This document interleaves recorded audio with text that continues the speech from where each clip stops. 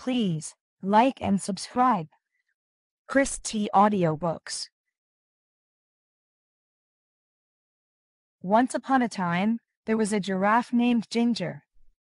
Ginger lived in Kenya, a country in Africa. Like all giraffes, Ginger had a long neck and long legs. Because she was so tall, she was able to eat food from the very tops of the trees in the savannah. The savannah in Africa is an area with lots of grass and some trees.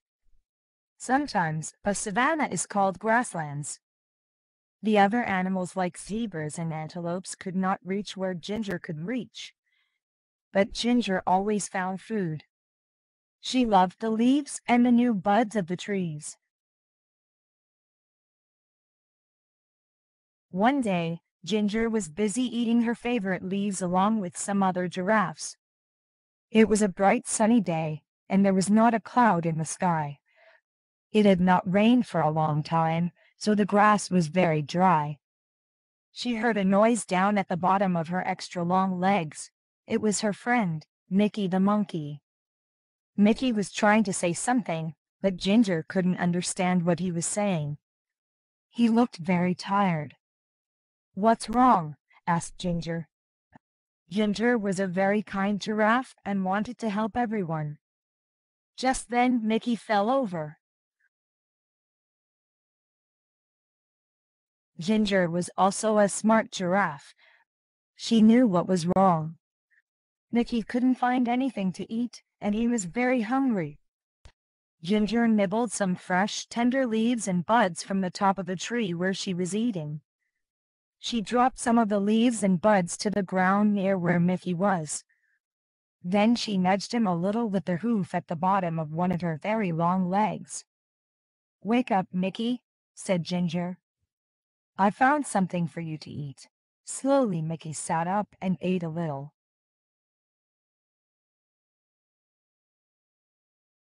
After a while, when Mickey was feeling better, Ginger asked him, "What's happened, Mickey? Why are you so hungry? Why can't you find anything to eat?" Mickey said, "It hasn't rained for so long, and now there's no more food." "That's not good," said Ginger. "What's happening with the other animals?" "No one knows what to do," answered Mickey. "All the zebras and the antelopes and the elephants are getting worried about the dry grass. Some of them are thinking about leaving the savannah and trying to reach the jungle." "That's a long trip," said Ginger. "Are you going to go with them?" "I don't know," answered Mickey. "What do you think we should do?" Ginger thought for a while, and then suddenly, she had a good idea. "We should go talk to Leo the lion. He is the smartest animal in the savannah." Mickey was too tired to walk, so Ginger invited him to ride on her back. "Hold on tight to my neck," said Ginger. "There's a lot to hold on to," joked Mickey. Ginger laughed. "You're right. I've got the longest neck in Africa." So they started their journey across to the other side of the savannah to look for Leo. Ginger and Mickey were in luck.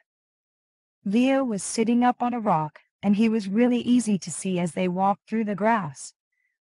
"Hi, Leo," they both shouted. Leo had been napping and was a little grumpy when they woke him up. But he was polite and said, "Hello, Ginger and Mickey. Why did you walk the whole way across the savannah?" "Just to wake me up?" But he was joking. He had a smile on his face. "Mickey says that there is no food left on the savannah because it's been so dry," said Ginger. "Do you have any ideas?" Leo thought for a while. He said, "There's nothing we can do about the rain. It will come soon, but we can't be sure when it will arrive. When the rain comes, all the plants will grow again, and there will be lots of food for everybody." He thought a little longer. "The only thing I can think of is for everyone to move closer to the forest," he continued. "There will be more things to eat there, but I know it's a long trip, and it will not be very easy." It might take days to get there. Ginger and Mickey looked at each other and then looked back at Leo. "Thank you, Leo," said Ginger. "It's probably best if they all try to get closer to the jungle." They said goodbye and then walked back across the savannah. Now they needed to gather all of the animals together to start the long journey.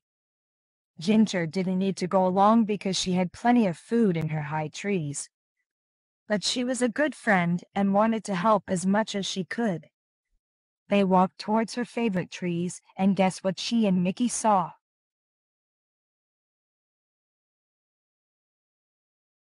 All of the animals were already gathered there and waiting for Ginger and Mickey.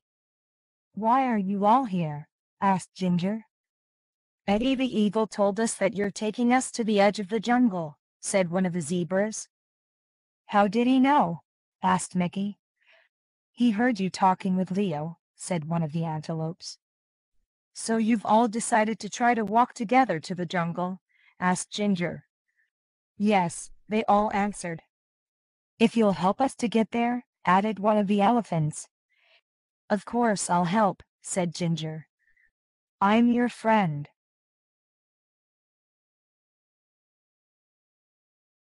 So they started on their big journey across the savannah to the jungle. The sun was so hot, and there was no food and no place to get a drink of water. And then they heard it. It was thunder. "Thunder!" they all shouted. Thunder was very scary to the animals of the savannah. And you guess why? Fire. Sometimes the lightning hits the dry grass and the whole savannah catches fire. Then everyone has to run. And that is exactly what happened. "Fire!" they shouted. They could smell it. And now they could see it. The fire was coming towards them. Ginger had to think fast. Because she was so tall, she could see farther than any of the other animals. She stretched her long neck up as far as she could. Now she could see a place where there was no fire. "Quick," she said. "Everyone run this way." All of the animals followed her and ran as fast as they could. Soon they were out of danger. They stopped and gathered together one more time. "Is everyone here?" Ginger asked. She wanted to make sure they were all safe. All the animals looked around. They were all there. And then the most wonderful thing happened. "I felt a drop," said a zebra. "Me too," said an antelope. "It was rain." Finally, everyone was very happy. It started to rain a little more, and then a little more. The rain put out the fire so they didn't have to run. And the rain filled their watering holes and made the plants grow again, so they didn't have to make that long trip to the edge of the jungle. Everyone would soon have enough food and water. So Ginger, the giraffe, went back to her favorite tree and continued to munch on the leaves and buds. Don't forget to like and subscribe. Thank you.